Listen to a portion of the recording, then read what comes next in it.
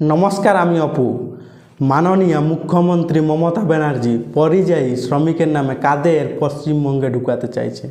Mamata Banerjee recently একটা ভাষণ দিল, আর ওই ভাষণে উনি বললেন যে বাইরের রাজ্যে উত্তরপ্রদেশ, মহারাষ্ট্র, গুজরাট, দিল্লি এইসব রাজ্যে যত যা পরিযায়ী শ্রমিক আছে তাদেরকে পশ্চিমবঙ্গে নিয়ে আসুন, তাদের জন্য ক্যাম্প বানান, তাদের রেশন কার্ড বানিয়ে দিন, তাদের আধার কার্ড বানিয়ে দিন, তাদের জব কার্ড বানিয়ে দিন, তাদের জন্য খাবারের ব্যবস্থা করুন।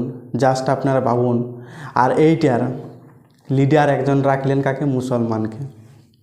তাইলে এখন প্রশ্ন আছে যে উনি বললেন যে 22 লাখ মতন পরিযায়ী শ্রমিক বাইরের রাজ্যে আছে, তাদেরকে নিয়ে আসুন আর তাদেরকে রাখুন, পশ্চিমবঙ্গে রাখুন।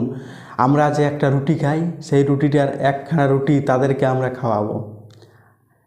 তাহলে প্রশ্ন হচ্ছে, এই পরিযায়ী শ্রমিকরা কারা? এরা কি আসলে পশ্চিমবঙ্গের পরিযায়ী শ্রমিক? আপনারা জানেনই যে কোটি কোটি আমাদের পশ্চিমবঙ্গের পরিযায়ী শ্রমিক বাইরের রাজ্যে কাজ করে।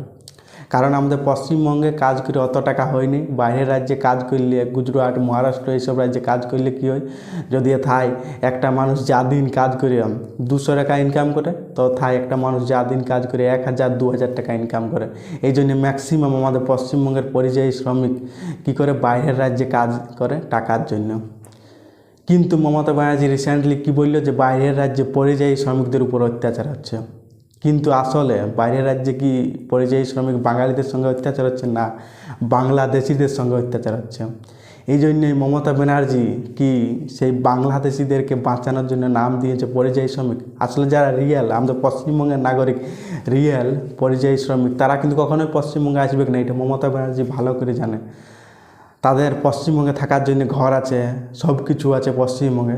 তারা বাইরের রাজ্যে তারাও খায় নাই, তারা একদম সেফলি আছে। আসলে তারা কারা খাচ্ছে? বাংলাদেশি, রোহিঙ্গিয়া, মুসলিমগুলো তারা খাচ্ছে। যারা রিয়েল নাগরিক, তারা 1% তাদের উপর কোনো অত্যাচার হয় নাই, কোনো কিছু হয় নাই। এই জন্যে মমতা ব্যানার্জি ভালো করেই জানে তারা কবু পশ্চিমবঙ্গে আসবে না। কিন্তু কারা পশ্চিমবঙ্গে আসবে, কোন পরিযায়ী শ্রমিকগুলো পশ্চিমবঙ্গে আসবে, সেগুলি হচ্ছে বাংলাদেশি, রোহিঙ্গিয়া, মুসলিম। আর উনি সেইটারই একটা ডাটা দিলেন, কত 22 লাখ পরিযায়ী শ্রমিক আছে, তাদেরকে পশ্চিমবঙ্গে নিয়ে আসুন না, তাদের জন্য ক্যাম্প বানান। জাস্ট আপনারা ভাবুন, ওরা যদি পশ্চিমবঙ্গের নাগরিক হতো, ওনাদের জন্য কি থাকার ঘর থাকতো না? ওদের জন্য ক্যাম্প কেন বানানো হচ্ছে? আপনারা জাস্ট ভাবুন। এইগুলোকে মমতা ব্যানার্জি কী করছে, নিয়ে আসে ভোট ব্যাংকের জন্য কাজে লাগানোর চেষ্টা করছে। এই জন্যই শুভেন্দু অধিকারী রিসেন্টলি বলল যে মমতা ব্যানার্জি বলছে যে ক্যাম্প বানান। যদি ওগুলো রিয়েল আমাদের পশ্চিমবঙ্গের মানুষ হতো, তাহলে তাদের জন্য কি ক্যাম্প বানানো হতো? তাদের জন্য তো ঘর থাকতো। কিন্তু মমতা ব্যানার্জি কী করছে, তাদেরকে ভোট ব্যাংকের জন্য ইউজ করার জন্য আধার কার্ড বানিয়ে দিচ্ছেন, জব কার্ড বানিয়ে দিচ্ছেন, রেশন কার্ড বানিয়ে দিচ্ছেন। এইটা শুভেন্দু অধিকারী বলেছে। আর ইলেকশন কমিশন কী করছে, এই ভুয়ো ভোটারগুলোকে বাদ দেওয়ার জন্য। আর মমতা ব্যানার্জি রিসেন্টলি বলেছে, যদি একটাও ভোটার কার্ড বাদ যায়, একজনেরও ভোটার কার্ড বাদ যায়, তাহলে কী করবে? মমতা ব্যানার্জি একটা বৃহত্তর আন্দোলনে নামবে, বৃহত্তর আন্দোলনে। জাস্ট ভাবুন। আর এই 22 লাখ পরিযায়ী শ্রমিক যারা পশ্চিমবঙ্গে আসতে চলেছে, তাদের জন্য মমতা ব্যানার্জি ক্যাম্প বানিয়ে দিতে চলেছে। আর কী করবে? তাদেরকে ভোট ব্যাংকের জন্য ইউজ করবে। কিন্তু কোথাও না কোথাও মানুষের প্রশ্ন হচ্ছে, এইটার পুরোটাই বাংলাদেশি, রোহিঙ্গিয়া, মুসলিম। আর এইটাই মমতা ব্যানার্জি কী করছে, ভোট ব্যাংকের জন্য এগুলানকে ইউজ করছে। না হলে জাস্ট আপনার ভাবুন, 26,000 লোকের চাকরি চলে গেল, তাদের কথা পরোয়া একদম করছে না।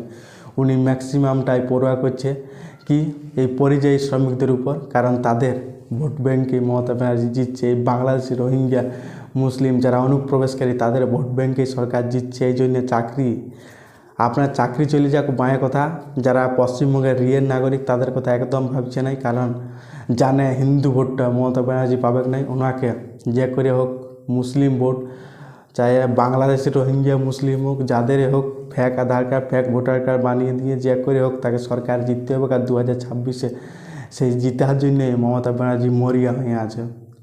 বাকি এখন ইলেকশন কমিশন কীভাবে এই বাংলাদেশি, রোহিঙ্গাগুলোকে ঝাড়াই বাছাই করতে পারে, কিভাবে একটা সঠিক ইলেকশন করাতে পারে, সেইটা এখন দেখার বিষয়। কারণ বিহারে যেভাবে ভুয়ো ভোটারগুলোকে ঝাড়াই বাছাই করা হলে পশ্চিমবঙ্গে কিন্তু ভুয়ো ভোটারগুলোকে ঝাড়াই বাছাই করা একটা অনেক বড় কঠিন কাজ হবে। কিন্তু কিভাবে ইলেকশন কমিশন করে এটা হচ্ছে দেখার বিষয়টা। আপনারা বুঝতে পারবেন, যত সময় হবে বুঝতে পারবেন কীভাবে ঝাড়াই বাছাই করে। কিন্তু এখন প্রশ্ন, আপনারা জাস্ট বলুন, এই যে 22 লাখ পরিযায়ী শ্রমিক যাদেরকে মমতা ব্যানার্জি আনতে চাইছে, আসলে এরা পশ্চিমবঙ্গের নাগরিক? আপনারা বলুন, নাকি পুরোটাই বাংলাদেশি রোহিঙ্গিয়া মুসলিম? আপনারা কমেন্ট করে বলবেন। বাকি ভিডিওটা এখানে এন্ড করছি। ভালো লাগে থাকলে লাইক করবেন, কমেন্ট করবেন, সাবস্ক্রাইব করবেন, বহুত মোটিভেশন পাবো। তাহলে লড়াইটা আরও যাই রাখতে পারবো, আপনাদের জন্য আওয়াজ আরও উঠাতে পারবো। এই জন্য সাবস্ক্রাইবার অবশ্যই করবেন। জয় হিন্দ, জয় ভারত।